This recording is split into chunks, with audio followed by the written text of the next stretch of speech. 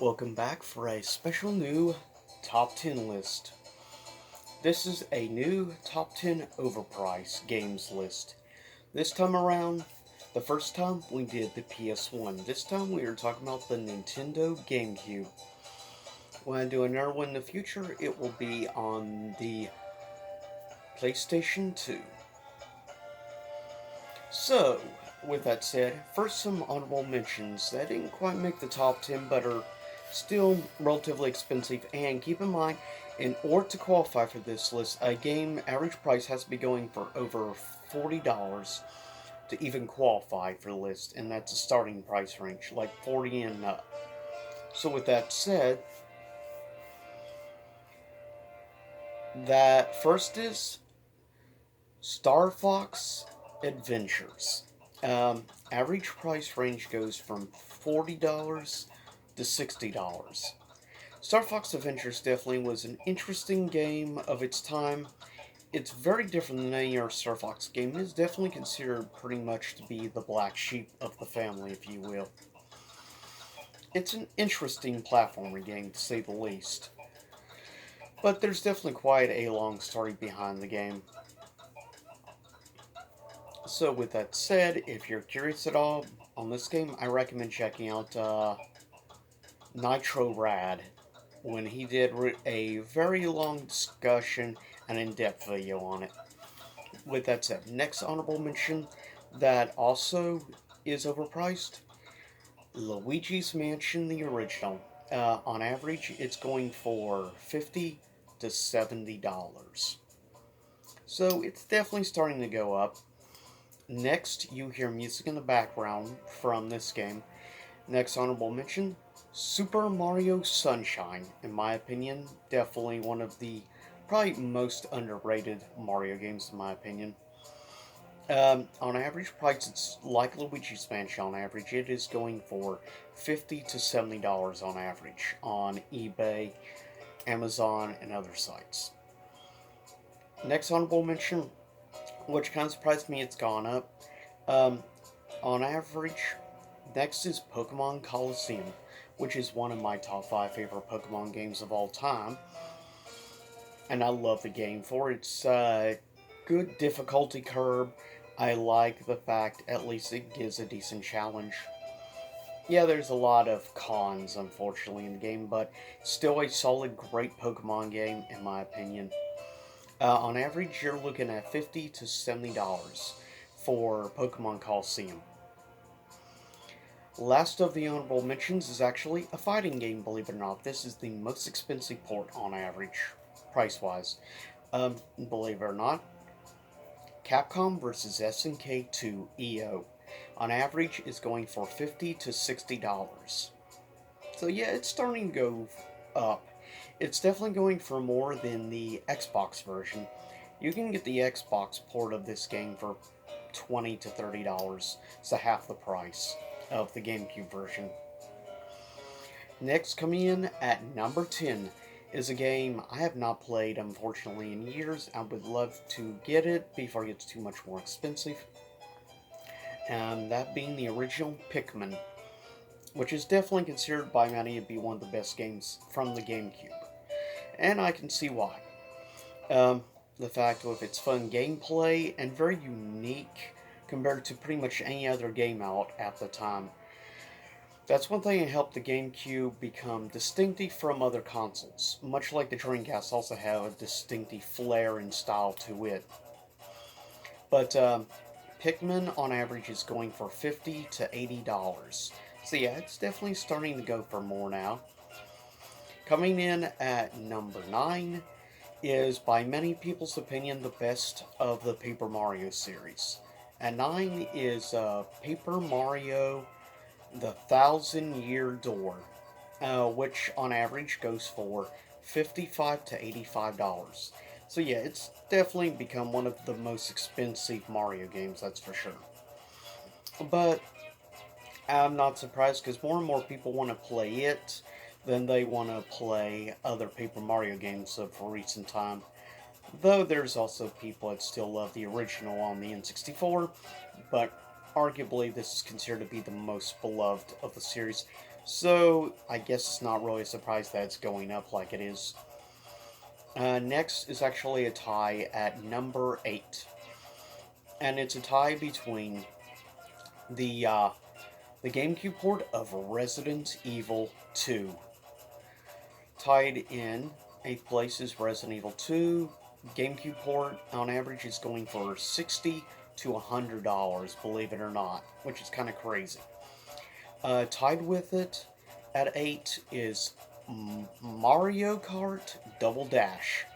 On average, is going for $70 to $100 for Double Dash, making it the most expensive of the Mario Kart series to collect.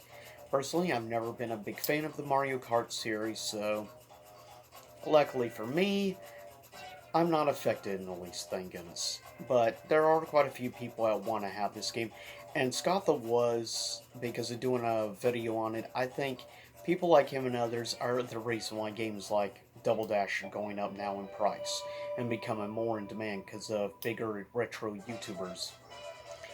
Coming in at number 7 is another GameCube port of a Resident Evil, believe it or not.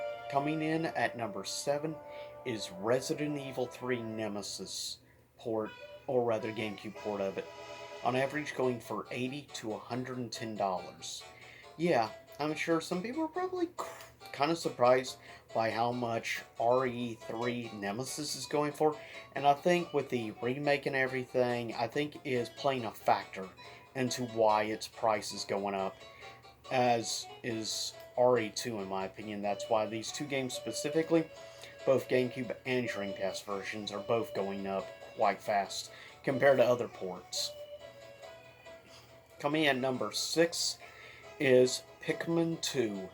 Is arguably the most expensive of the Pikmin games, and by quite a few people's opinion, is pretty much considered to be the best of the Pikmin series. I personally have never played Pikmin 3 or Pikmin 2. I've played Pikmin 1 and Pikmin 3, and that's it. Never played the second game. And whether or not I'm not really willing to pay the price Pikmin 2 is going for right now. It is going for between $80 to $120 now, so yeah, I'm not willing to pay that for Pikmin 2, even if I want to play the game, unless I look out somewhere and find either a thrift store, a flea market for a decent price or something. I'm probably never going to end up picking up Pikmin 2 unless it gets like a HD remaster or something. Now, I might still be interested in getting the original Pikmin as long as I can get for a more reasonable price. Pikmin 2, yeah. Next, coming in at number 5 was the last of the F-Zero series. 5 is F-Zero GX, which was actually made by Sega, believe it or not. Arguably considered to be the best of the series. I'm sort of partial to the classic on Super Nintendo, but that's just me.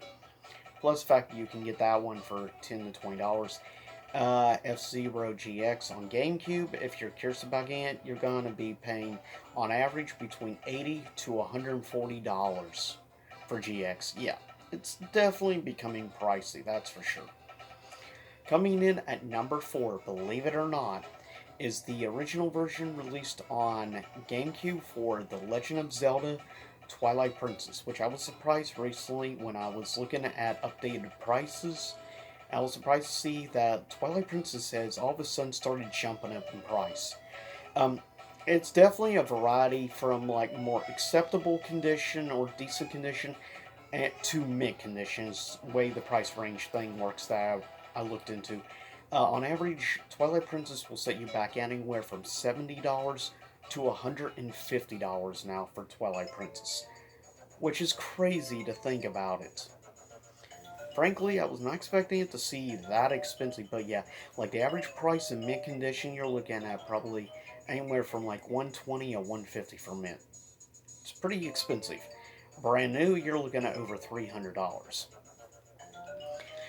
With that said, next we come in to number 3, arguably the most expensive of survival horror games on the GameCube. At number 3 is a game that's highly regarded by many people. It's never gotten another, like a re-release or anything, which sucks for its uniqueness.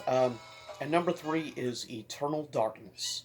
On average, it is going for between $80 and $150. So it's in the same range as Twilight Princess, though this game has been staying more steady, gradually going up in price. It's always been pretty much going for more than $50 for quite a long time. It's just a slower build. I think because less huge YouTubers really talk about Eternal Darkness. Trust me, if bigger YouTubers start talking about Outside the Completionist and Nitro Rad, you're gonna see it definitely skyrocketing past $80 to $150, like probably $200 plus if that happens. So, if you're at all curious about Eternal Darkness, you might want to try getting out before it gets too much more expensive. Coming at number 2 is a tie between two interesting games. The first is technically a double pack. It is Phantasy Star Online, the GameCube port. On average, the game can vary in price depending on condition. On average, though, goes between $100 to $180. Believe it or not, pretty pricey compared to others. The Dreamcast is going for a reasonable price, decent overall still. Probably like $50-$60 on average and up. But arguably, GameCube version is the most expensive to collect. Also tied with it is the most expensive console Pokemon game there is. It's in the top 3 most expensive Pokemon games, and that is Pokemon XD, as it's called. On average, it's going for $100 to $200 now. At one time, it was going for the same price range as Coliseum, but all of a sudden, in the last couple of years, it shot through the roof. Like, it's doubled in price in just about the past 3 to 4 years, which is kind of crazy. But it's Pokemon, so I guess that's why. Coming at number 1 is a port of a great classic and one of the more expensive Dreamcast games, but this has definitely gone up quite a bit. Number 1 is Skies of Arcadia Legends, the GameCube port of Skies of Arcadia. On average, price varies. You're looking at from $150 to $250. So needless to say, definitely quite pricey. But with that said, that is 10 of the top overpriced games for the Nintendo GameCube. Leave a comment below.